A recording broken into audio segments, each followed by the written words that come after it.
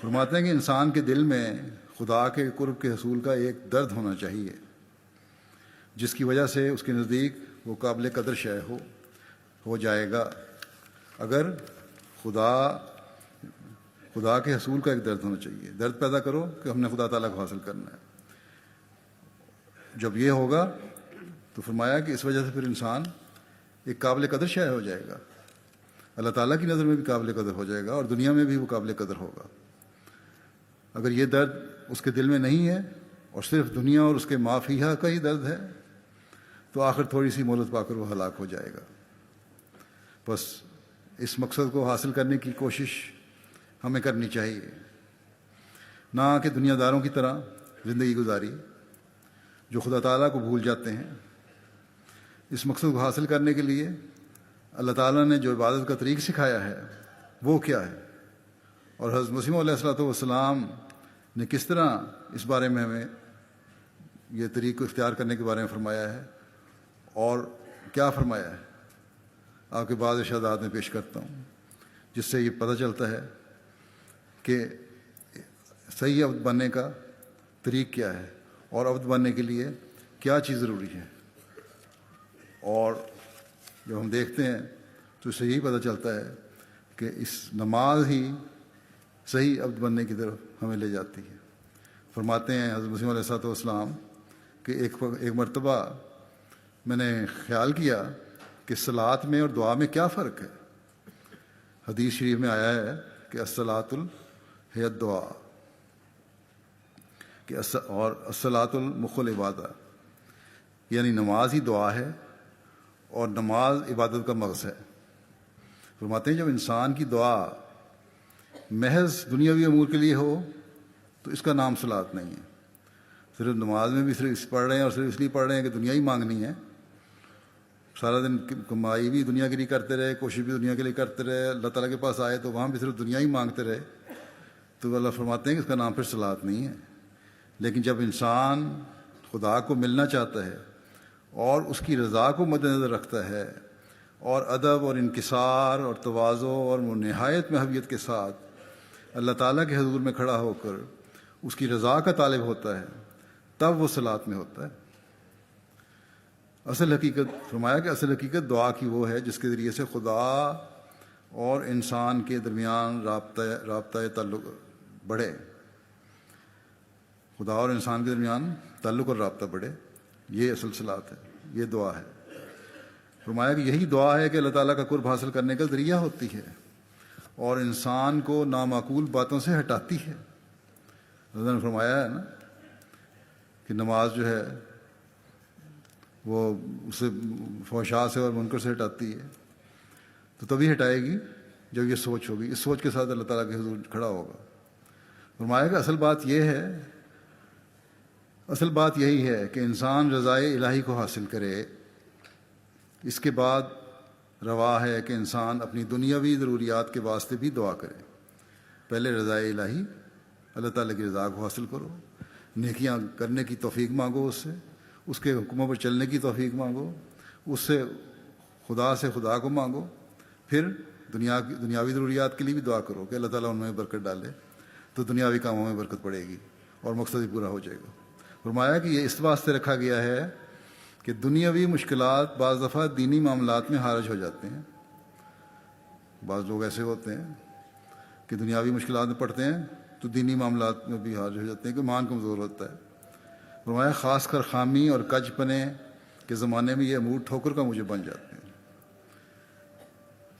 صلاۃ کا لفظ پرسوز معنی پر دلالت کرتا ہے۔ آپ فرماتے ہیں مزید اس کے بارے میں کہ صلاۃ کا لفظ پرسوز معنی پر دلالت کرتا ہے، جیسے آگ سے سوزش پیدا ہوتی ہے۔ آگ سے سوزش پیدا ہوتی ہے، گرم آگ پہ ہاتھ رکھے یا اس کی گرمی بھی محسوس ہو جائے، قریب لے جاؤ آگ کے ہاتھ کو یا کوئی بھی جسم کا حصہ، تو وہاں سوزش پیدا ہو جائے گی۔ تو فرمایا کہ صلاۃ بھی یہی چیز ہے کہ اس سے سوزش پیدا ہونی چاہیے۔ فرمایا کہ ویسی ہی گدازش دعا میں پیدا ہونی چاہیے، جب ایسی حالت کو پہنچ جائے جیسے موت کی حالت ہوتی ہے، تب اس کا نام صلاۃ ہوتا ہے۔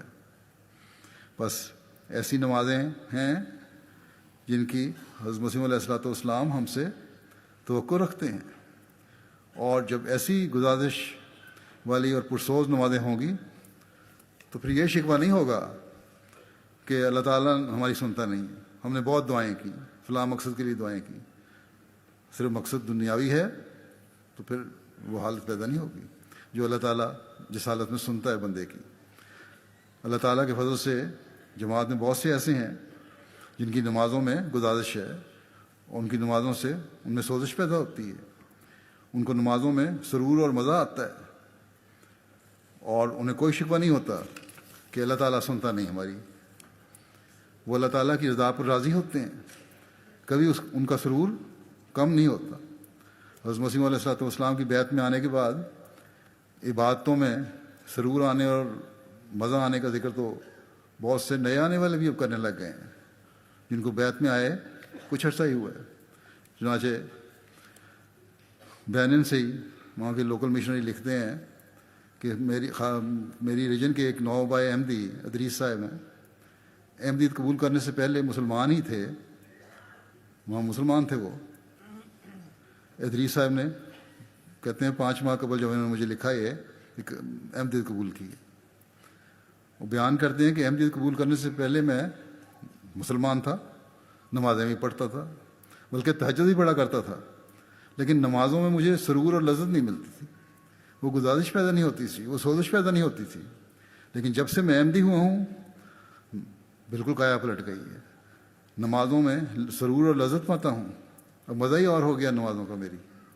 بس جب اللہ تعالیٰ کی معرفت انسان کو ملتی ہے اور دعاؤں میں درد پیدا ہوتا ہے تو پھر سرور بھی آتا ہے۔ حضرت مسیح موعود علیہ السلام اس سوزش اور گزارش والی نمازوں کی حالت کو پیدا کرنے کے بارے میں فرماتے ہیں کہ جس طرح بہت دھوپ کے ساتھ آسمان پر بادل جمع ہو جاتے ہیں اور بارش کا وقت آ جاتا ہے، ایسا ہی انسان کی دعائیں ایک حرارت ایمانی پیدا کرتی ہیں اور پھر کام بن جاتا ہے۔ فرمایا نماز وہ ہے جس میں سوزش اور گدازش کے ساتھ اور آداب کے ساتھ انسان خدا تعالیٰ کے حضور کھڑا ہوتا ہے، عاجزی ہوتی ہے، ایک حرارت پیدا ہوتی ہے، ایک درد پیدا ہوتا ہے، اور پھر جو نماز کے آداب ہیں یہ عاجزی کی اور ان کی انتہا اللہ تعالیٰ کے حضور حاضر ہو رہے ہیں، اس کے جب خدا تعالیٰ کے حضور جب کھڑا ہوتا ہے تو پھر ایک حقیقی حالت نماز کی پیدا ہوتی ہے۔ فرمایا کہ جب انسان بندہ ہو کر لاپرواہی کرتا ہے تو خدا کی ذات بھی غنی ہے، ہر ایک امت اس وقت تک قائم رہتی ہے جب تک اس میں توجہ اللہ قائم رہتی ہے۔ ایمان کی جڑ بھی نماز ہے، فرمایا ایمان کی جڑ بھی نماز ہے۔ بعض بیوقوف کہتے ہیں کہ خدا کو ہماری نمازوں کی کیا حاجت ہے؟ فرمایا کہ اے نادانوں، خدا کو حاجت نہیں ہے مگر تم کو حاجت ہے کہ خدا تعالیٰ تمہاری طرف توجہ کرے۔ خدا کی توجہ سے فرماتے ہیں خدا کی توجہ سے بگڑے ہوئے کام درست ہو جاتے ہیں۔ نماز ہزاروں خطاؤں کو دور کر دیتی ہے اور ذریعہ حصول قرب الہی ہے۔ بس اللہ تعالیٰ کو ضرورت نہیں ہماری، جب اللہ تعالیٰ نے کہا تو یہ اس لیے کہا کہ وہ ہم پر اس نے احسان کیا ہے کہ ہم اس کے قریب ہوں گے تو دین بھی پائیں گے اور دنیا بھی پائیں گے۔ بہت سے نمازیوں کی ظاہری حالت کا نقشہ کھینچتے ہوئے حضرت مسیح علیہ السلام نے ایک موقع پہ فرمایا کہ بہت ہیں کہ زبان سے تو خدا تعالیٰ کا اقرار کرتے ہیں، لیکن اگر ٹٹول کر دیکھو تو معلوم ہوگا کہ ان کے اندر دہریت ہے، کیونکہ دنیا کے کاموں میں جب مصروف ہوتے ہیں تو خدا تعالیٰ کے قہر اور اس کی عظمت کو بھول جاتے ہیں۔ اس لیے یہ بات ضروری ہے کہ تم لوگ دعا کے ذریعے اللہ تعالیٰ سے معرفت طلب کرو۔ معرفت اللہ تعالیٰ کی حاصل کرنی ہے تو وہ بھی دعا کے ذریعے سے مانگو اس کی، بغیر اس کے یقین کامل ہرگز حاصل نہیں ہو سکتا۔ وہ اس وقت حاصل ہوگا جب یہ علم ہوگا کہ اللہ تعالیٰ سے قطع تعلق کرنے میں ایک موت ہے۔ یقین کامل اس وقت حاصل ہوگا، معرفت اس وقت حاصل ہوگی جب یہ خوف ہو کہ کہیں اللہ تعالیٰ سے جب میں نے تعلق کاٹا اس کے حق ادا نہ کیے، اس کے حکموں پر نہ چلا، اس کا صحیح بننے کی کوشش نہ کی، تو میری موت ہے. یہی حقیقی موت ہے. جب یہ احساس پیدا ہوگا تب پھر معرفت کے لیے پرسوز دعائیں بھی ہوں گی. فرماتے ہیں گناہ سے بچنے کے لیے جہاں دعا کرو وہاں ساتھ ہی تدابیر کے سلسلے کو ہاتھ سے نہ چھوڑو. صرف دعا سے گناہ سے نہیں بچا جاتا، تدبیریں بھی ضروری ہیں. اور تمام محفلیں اور مجلسیں جن میں شامل ہونے سے گناہ کی تحریک ہوتی ہے ان کو ترک کرو. ایک طرف تو انسان دعائیں مانگ رہا ہو کہ اللہ تعالیٰ مجھے اپنی معرفت عطا کر اور اس میں ترقی کروں اور میں تیری سرعت بنوں. دوسری طرف مجلسیں ایسی ہیں جن میں گناہ کی تحریک ہو رہی ہے. ٹی وی پہ بیٹھے ہوئے غلط قسم کی فلمیں دیکھ رہے ہیں. بڑے ننسار اللہ کی عمر کے لوگوں کی بھی رپورٹیں مجھے آتی ہیں، عورتوں کی طرف سے، بچوں کی طرف سے، اور غلط پروگرام دیکھ رہے ہیں یا بعض مجالس میں بیٹھے ہیں گپے مار رہے ہیں اور اس قسم کے اعتراضات کر رہے ہیں. بعض لوگ نظام پہ اعتراض کر رہے ہیں، ایک دوسرے کی چگلیاں کر رہے ہیں. تو یہ ساری مجالس جو ہیں اگر یہ ان میں بیٹھنا نہیں چھوڑو گے تو وہ معرفت بھی حاصل نہیں ہوگی. فرماتے ہیں کہ مجلسیں جن میں شامل ہونے سے گناہ کی تحریک ہوتی ہے ان کو ترک کرو اور پھر ساتھ ہی یہ دعا بھی کرتے رہو. ترک بھی کرو اور دعا بھی کرتے رہو کہ معرفت اللہ تعالیٰ عطا فرمائے. اور خوب جان لو کہ ان آفات سے جو قضاء و قدر کی طرف سے انسان کے ساتھ پیدا ہوتی ہیں جب تک خدا تعالیٰ کی مدد ساتھ نہ ہو ہرگز رہائی نہیں ہوتی. نماز، فرمایا نماز جو کہ 5 وقت ادا کی جاتی ہے، نماز جو کہ 5 وقت ادا کی جاتی ہے، 1 2 3 نمازیں نہیں، 5 وقت نماز ادا کی جاتی ہے، اس میں بھی یہی اشارہ ہے کہ اگر وہ نفسانی جذبات اور خیالات سے اسے محفوظ نہ رکھے گا تب تک وہ سچی نماز ہرگز نہیں ہوگی. نماز میں بھی 5 وقت نماز میں کوشش کرنی ہے کہ نفسانی جذبات اور خیالات سے اپنے آپ کو محفوظ رکھنا ہے تاکہ حقیقی نماز ہو. فرماتے ہیں نماز کے معنی ٹکرے مار لینے اور رسم اور عادت کے طور پر ادا کرنے کے ہرگز نہیں. نماز وہ شے ہے جسے دل بھی محسوس کرے کہ روح پگھل کر خوفناک حالت میں آہستہ آہستہ الوہیت پر گر پڑے. ایسے دل میں احساس پیدا ہو، سوز پیدا ہو، گزارش پیدا ہو، جذبات پیدا ہوں، رکت پیدا ہو کہ اللہ تعالیٰ کے حضور گر پڑو اس حالت کے ساتھ.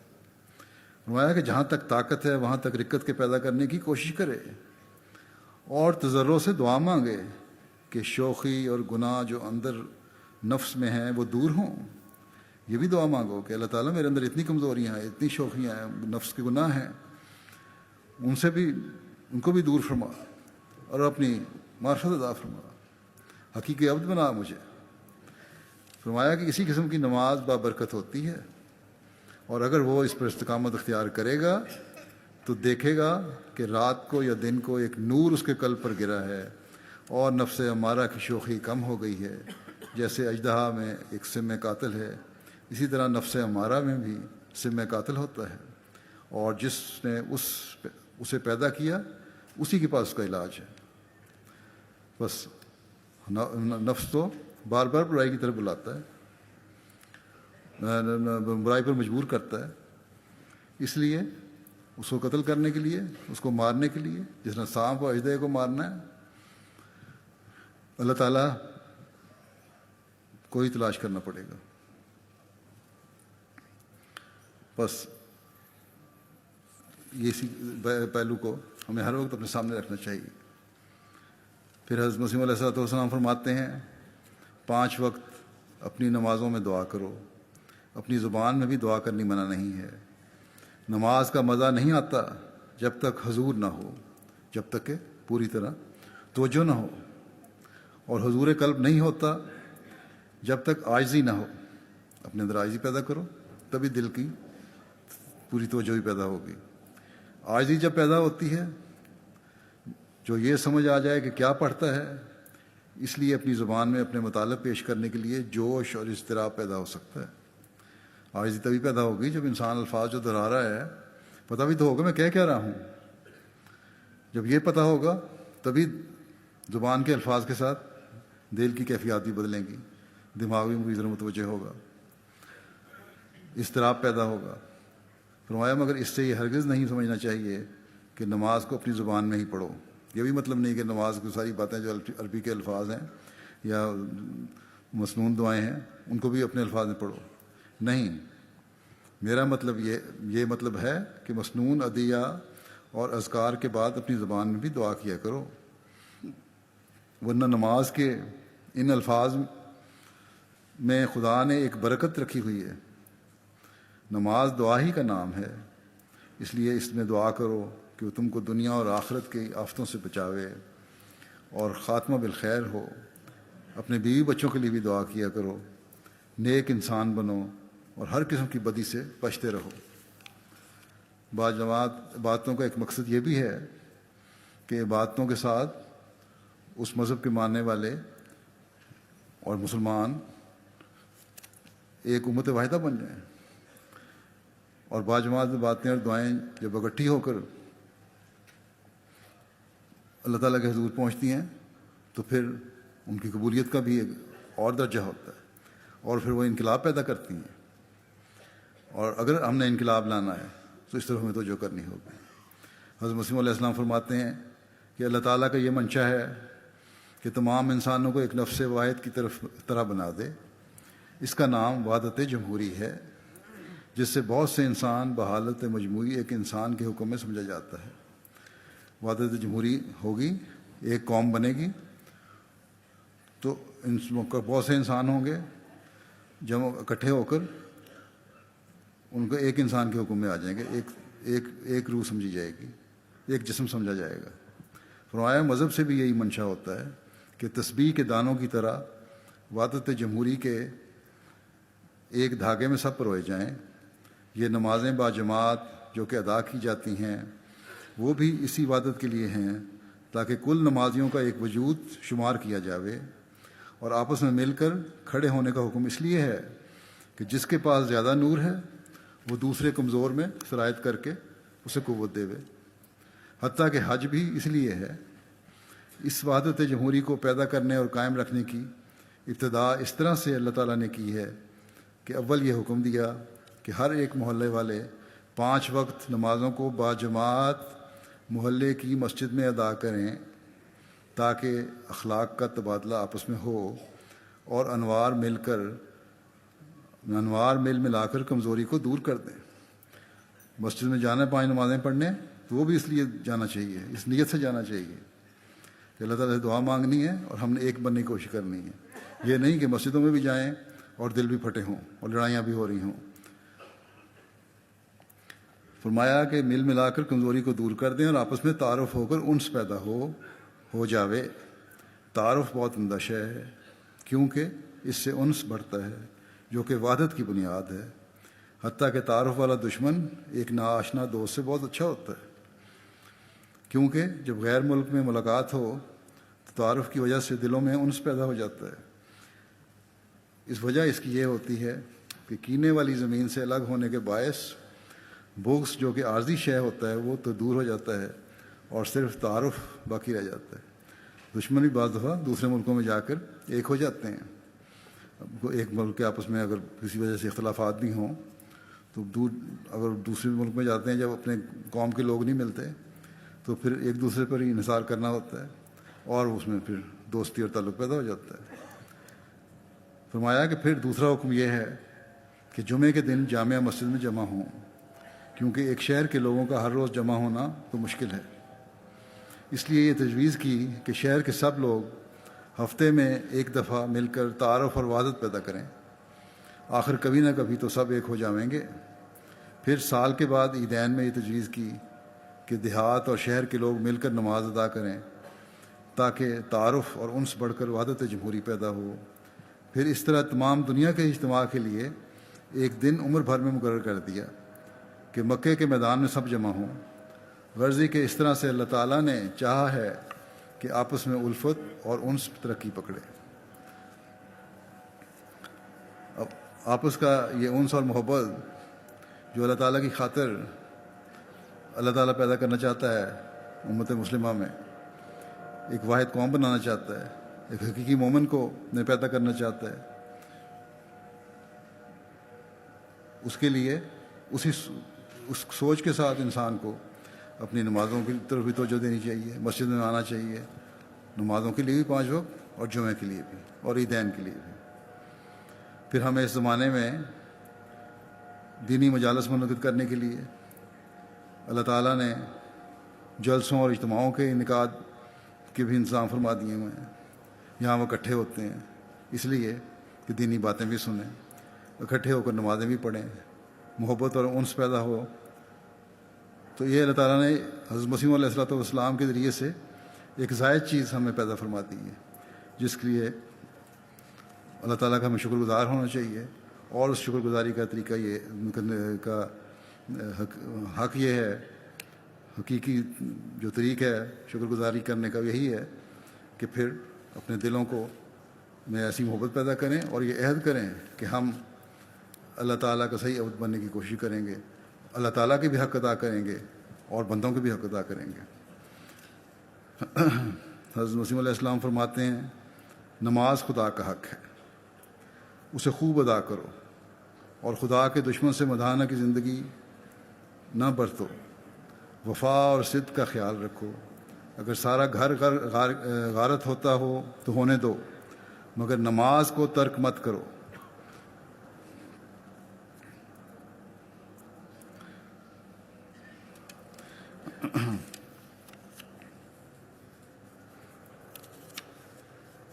پھر آپ فرماتے ہیں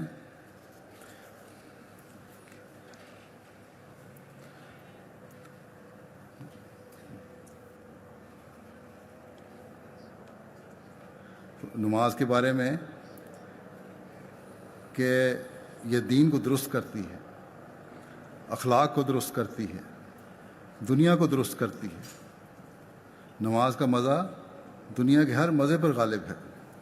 لذات جسمانی کے لیے ہزاروں روپے خرچ کرتے ہو تم لوگ، پھر ان کا نتیجہ بیماریاں ہوتی ہیں، اور یہ مفت کا بہشت ہے جو انسان کو ملتا ہے اگر نمازیں پڑھنے والا ہو تو۔ فرماتے ہیں قرآن شریف میں 2 جنتوں کا ذکر ہے، ایک ان میں سے دنیا کی جنت ہے۔ 2 جنتوں کا ذکر ہے، ایک ان میں سے دنیا کی جنت ہے، اور وہ دنیا کی جنت کیا ہے؟ فرمایا اور وہ نماز کی لذت ہے۔ نماز میں لذت آئے گی تو سمجھو تمہیں دنیا کی جنت مل گئی۔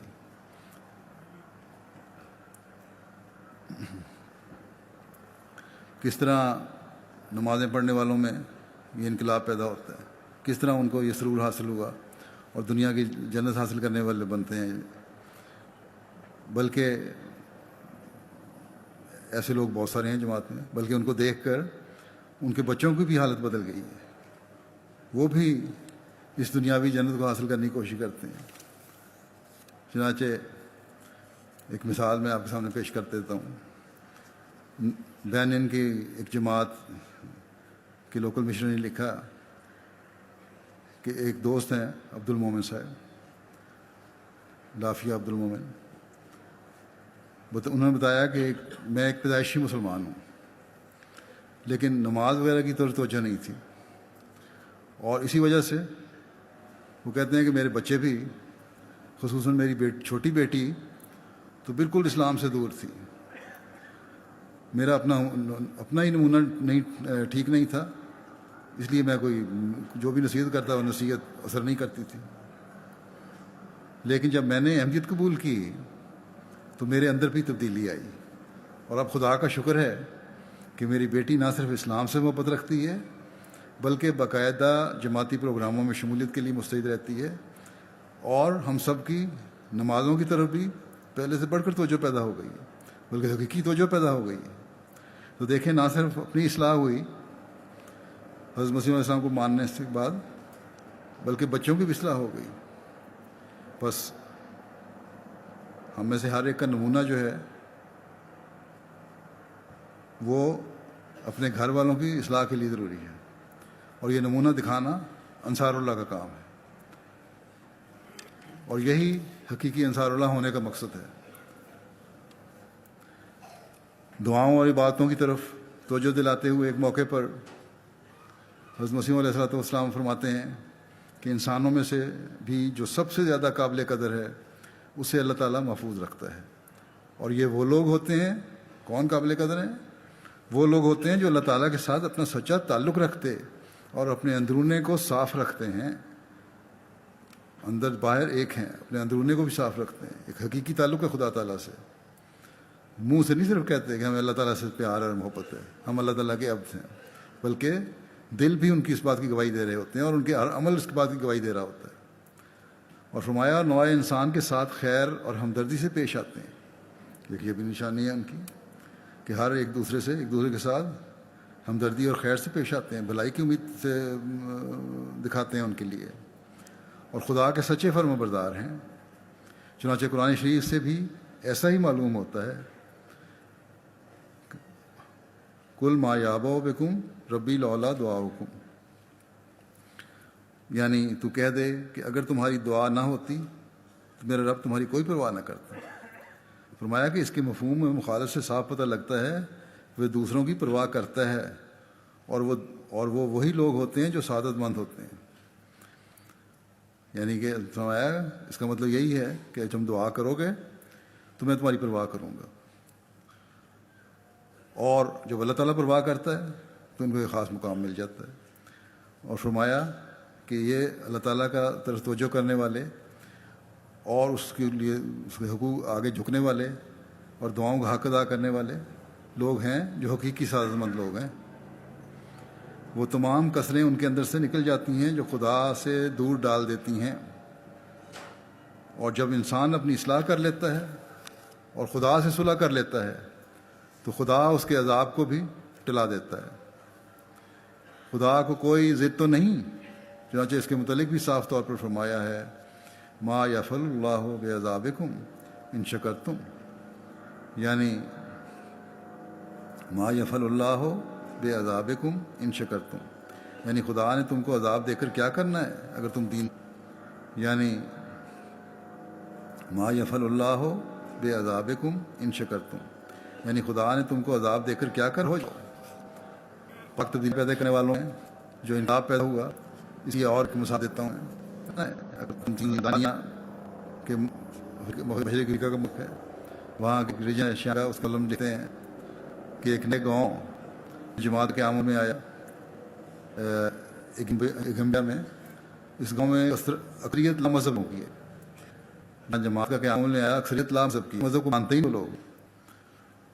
ان میں سے اکثر لوگوں کا مشغلہ شراب نوشی ہے، ہر وقت شراب میں دھوتے ہیں، جوا کھیلتے ہیں، اور دوسری برائیاں بھی عام ہیں ان میں، کوئی برائی نہیں جو ان میں نہ ہو. کہتے ہیں وہاں جب میں تبلیغ کے لیے ہم گئے اور گاؤں کی حالت کا اندازہ لگایا تو ہمارا خیال تھا کہ شاید ہمیں کوئی خاطر خواہ کامیابی نہیں ہوگی. دنیا میں لوگ ہیں شراب میں نشے میں ڈوبے ہوئے، جوا کھیلنے والے، سب برائیوں میں ملوث. انہوں نے ہماری بات کیا سننی ہے دین کی اور مذہب کی اور خدا کی. ہم نے سوچ لیا تھا کوئی کامیابی نہیں ہوگی، اور ہماری بات ہم سکتا ہے بلکہ سننا بھی گوارا نہ کریں. ہماری بات کامیابی تو دور کی بات ہے، ہماری بات سننا بھی گوارا نہ کریں.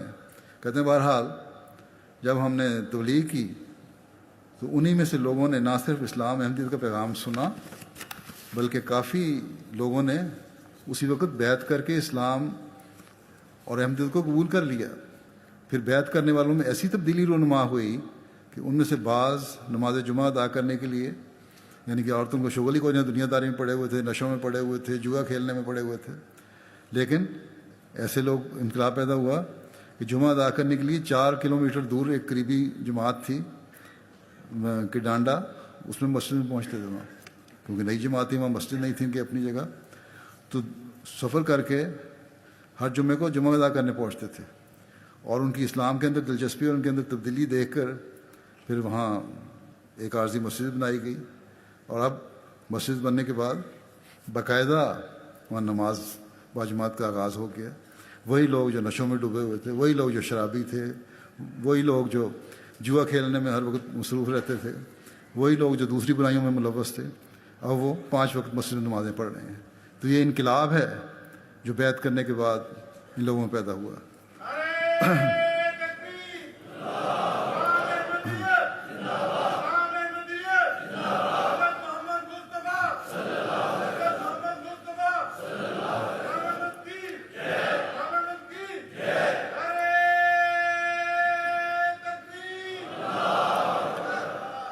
اب دنیا میں نئی جماعتیں بن رہی ہیں اور نئی جماعتیں بن کر پھر مسجدیں بنا کر انہیں بھرنے کی کوشش کر رہی ہیں،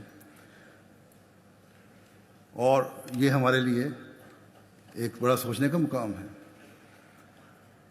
آپ کی اکثریت یہاں جو بیٹھی ہے میرے سامنے، اس میں اکثر جو ہیں وہ اس وجہ سے یہاں آئے ہیں ان مغربی ممالک میں کہ ہماری عبادتوں پر پابندی تھی، ہمیں کھل کر عبادت کرنے کی اجازت نہیں تھی، ہمیں کھل کر اپنے آپ کو مسلمان کہنے کی اجازت نہیں تھی، ہمیں اسلامی احکامات پر عمل کرنے کی اجازت نہیں ہے، ہمیں کھل کر اللہ تعالیٰ کا نام لینے کی اجازت نہیں ہے، اور ان تنگیوں کی وجہ سے ہم یہاں آئے ہیں۔ تو اس کے بعد تو کس قدر یہ حق بنتا ہے، بلکہ فرض بنتا ہے ہمارا کہ ہم اللہ تعالیٰ کا حق ادا کرنے والے ہوں اور اس کے حکم کے مطابق چلنے والے ہوں، اپنی مسجدوں کو آباد کرنے والے ہوں۔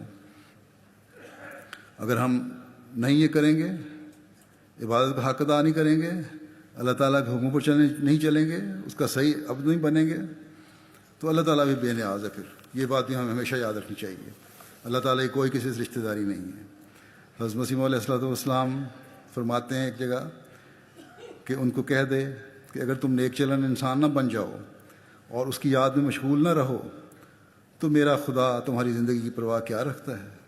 اور سچ ہے کہ جب انسان غافلانہ زندگی بسر کرے اور اس کے دل پر خدا کی عظمت کا کوئی رعب نہ ہو اور بے قیدی اور دلیری کے ساتھ اس کے تمام اعمال ہوں، تو ایسے انسان سے ایک بکری بہتر ہے جس کا دودھ پیا جاتا ہے اور گوشت کھایا جاتا ہے اور کھال بھی بہت سے کاموں میں آ جاتی ہے۔ پھر وہ جانور انسانوں سے زیادہ بہتر بن جاتا ہے جو حلال جانور ہیں۔ بس بہت غور اور فکر کا مقام ہے، ہمیں ہر وقت اس بارے میں سوچنا چاہیے۔ صرف نعرے لگانے سے اسلام فتح نہیں ہوگا، صرف نعرے لگانے سے ہماری اصلاح نہیں ہوگی، صرف نعرے لگانے سے ہماری اگلی نسلوں میں احمدیت اور اسلام کا حقیقی پیغام جاری نہیں رہے گا، بلکہ اس کے لیے کوشش کرنی ہوگی۔ اللہ تعالیٰ کے فضلوں کو وارث بننے کے لیے ہمیں محنت کرنی پڑے گی۔ اللہ تعالیٰ ہمیں عبادتوں کا صحیح حق ادا کرنے کی توفیق عطا فرمائے، اس کی معرفت ہمیں پیدا ہو، نہ صرف اپنی اصلاح کرنے والے ہوں بلکہ اپنے بچوں کے لیے بھی نمونہ بن جائیں۔ آج کل دنیا جس تیزی سے خدا تعالیٰ کو بلا رہی ہے، اس کی اصلاح صرف اور صرف حضرت مسیح علیہ الصلوۃ والسلام کی جماعت ہی کر سکتی ہے، جن کو اس کام کے لیے اللہ تعالیٰ نے اس زمانے میں بھیجا ہے۔ اگر پرانے احمدی اہمیت کو نہیں سمجھیں گے اور یہاں آ کر شکر گزاری کے بجائے دنیا میں ڈوب جائیں گے، اپنے بچوں کے لیے مثالیں قائم نہیں کریں گے، تو اللہ تعالیٰ اور مخلصین حضرت مسیح علیہ الصلوۃ والسلام کو عطا فرما دے گا، اور عطا فرما رہا ہے دنیا میں ہر جگہ۔ وہی لوگ ہوں گے پھر جو دین کا علم اور جھنڈا اٹھانے والے ہوں گے، حقیقی انصار اللہ ہوں گے۔ بس اس بات کو ہمیں ہمیشہ سامنے رکھنا چاہیے کہ اگر ان لوگوں میں شامل ہونا ہے اور اپنی نسلوں کو ان لوگوں میں شامل کرنا ہے جن کی اللہ تعالیٰ پرواہ کرتا ہے، تو پھر اپنی نمازوں کی، اپنی عبادتوں کی حفاظت کرنی ہوگی۔ اللہ تعالیٰ ہم سب کو اس کی توفیق عطا فرمائے۔ دعا کر لیں۔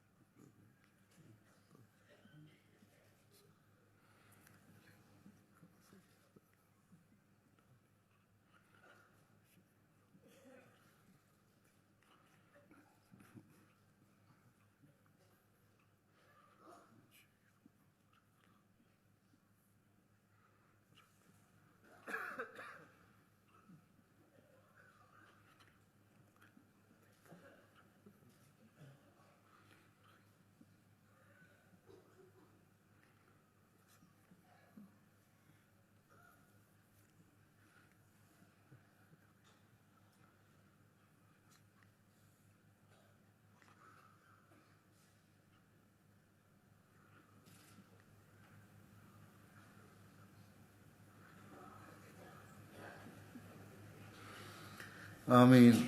میں ایک وضاحت بھی کرنا چاہتا ہوں لجنہ معلّہ کی طرف سے، دینا ذرا کاغذ مجھے، نچلا اوپر لا۔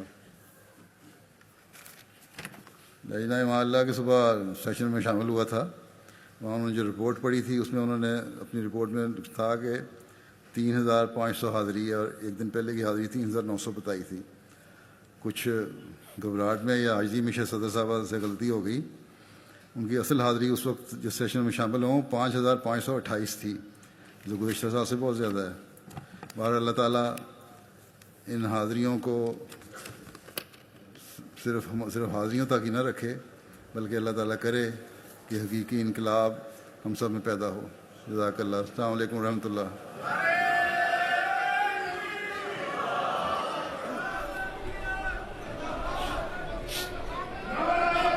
تکبیر، نعرہ تکبیر. پاک محمد مصطفیٰ غلام احمد کی، غلام احمد کی. حضرت امیر المومنین حضرت خلیفۃ المسیح الخامس. اسلام احمدیت، اسلام احمدیت. مجلس انصار اللہ یو کے، مجلس انصار اللہ یو کے. نعرہ تکبیر.